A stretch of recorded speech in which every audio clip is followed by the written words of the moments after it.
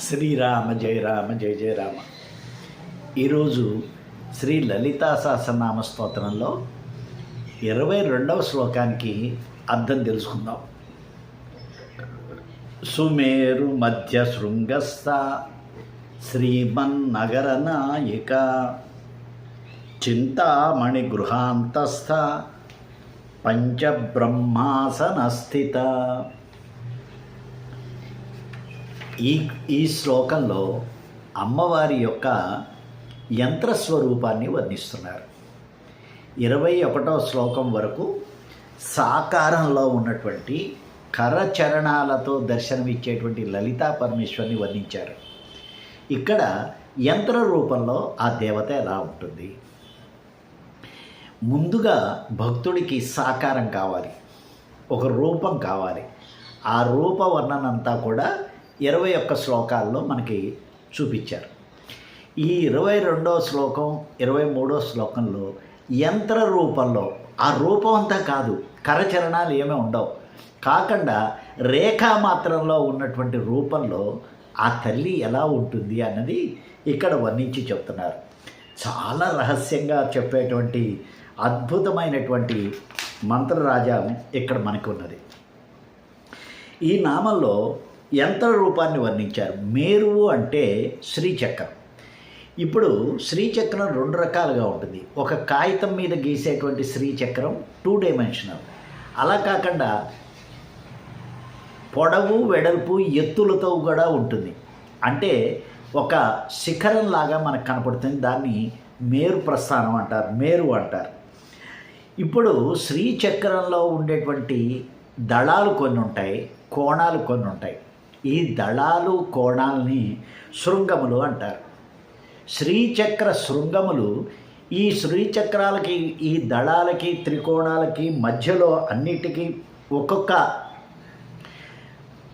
త్రికోణంలో ఒక్కొక్క దేవత ఉంటుంది, ఒక్కొక్క దళంలో ఒక్కొక్క దేవత ఉంటుంది.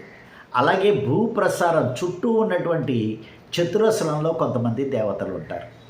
ఇంతమంది దేవతలు సమిష్టిగా ఉన్నటువంటి శ్రీచక్రంలో బిందువులో ఈ లలితా పరమేశ్వరి యొక్క లలితా పరమేశ్వరి ఉంటుంది. అందువల్లనే ఆవిడ్ని మేరు మధ్యస్థ, ఆ మేరు మధ్య శృంగస్థ. ఈ మేరువులో శ్రీచక్రంలో ఉన్నటువంటి త్రికోణాలకి దళాలకి మధ్యలో బిందు స్వరూపంలో ఉన్నటువంటి తల్లి అని ఇక్కడ సమిష్టిగా చెప్తున్నారన్నమాట. ఈ శ్రీచక్రంలో ఉన్నటువంటి అనేక మంది దేవతలు, వివిధ దేవతాశక్తులన్నిటికీ కూడా ఆవిడ నాయకురాలు, యజమానురాలు. కాబట్టి శ్రీమన్నగర నాయక.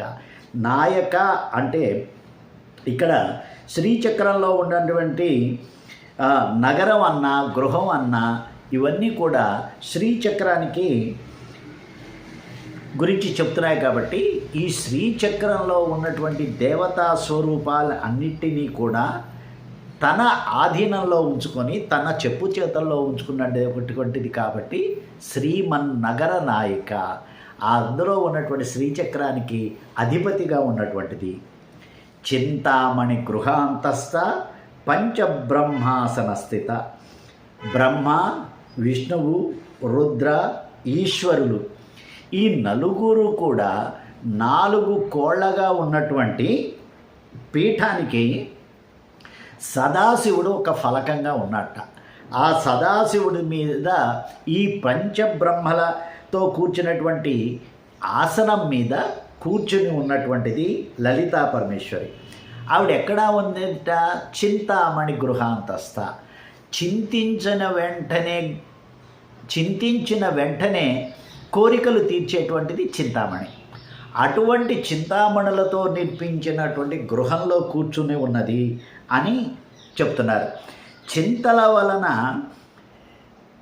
చింతించిన వెంటనే కోరికలు తీర్చేది ఏది? మంత్రం. కాబట్టి చింతామణి గృహాంతస్థ అంటే అకారాది క్షకార వర్ణముల విన్యాసంతో భావించేటువంటి మాతృకా వర్ణంలో, మాతృకలతో అక్షర సంపుటిలో ఉన్నటువంటి ఆ దేవతగా మనం ఇక్కడ చెప్తున్నాం. అంటే చింతామణి అంటే మంత్రం. మంత్రాది దేవత ఎవరైతే ఉంటారో ఆ మంత్రాది దేవతకి మంత్రానికి తేడా ఉండదు. చింతామణి గృహం అంటే మంత్రాల సంపుటి. ఈ మంత్ర సంపుటి వల్ల ఆవిడ్ని మనం దర్శించవచ్చు. అమ్మవారు ఎక్కడుంటుంది అంటే నువ్వు చేసేటువంటి మంత్రంలోనే ఉంటుంది. పంచదశి మంత్రాన్ని కనుక చేసినట్టయితే ఆ పంచదశి మంత్రానికి ఆ పంచదశి మంత్రాధిష్ట దేవత అయినటువంటి లలితా పరమేశ్వరికి తేడా లేదు. అందువలన ఏమంటారు, ఆ మంత్రంలోనే దైవశక్తి ఉన్నది కాబట్టి చింతామణి గృహాంతస్థ అని అమ్మవారిని వర్ణించే చెప్తున్నారు. దీని గురించినటువంటి చాలా వివరం మనం చెప్పుకోవాల్సి ఉంటుంది. శ్రీమన్నగర నాయక గురించి కానివ్వండి, ఈ రెండు సుమేరు మధ్య శృంగస్థ శ్రీమన్నగర నాయక, చింతామణి గృహాంతస్థ, పంచబ్రహ్మాసన స్థిత.